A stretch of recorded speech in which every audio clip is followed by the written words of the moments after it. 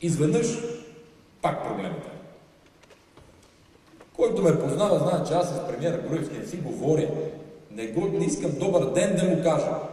Тези, които са с мен, знаят, избягвам всякаква среща. Многократно искал, избягвам.